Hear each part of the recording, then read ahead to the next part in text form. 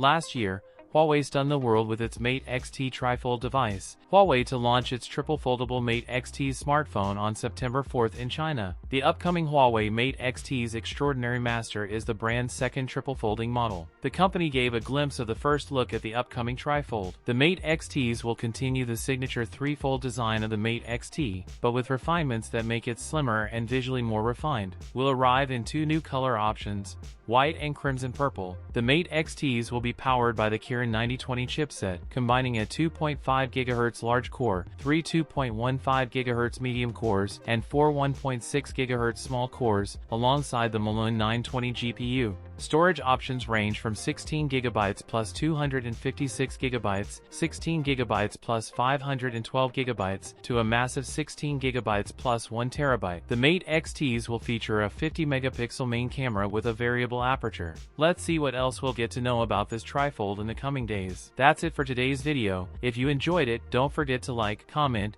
and subscribe for more content. Thanks for watching, and I'll see you in the next one. The Mate XT2 will allegedly have the exact same screen as the original,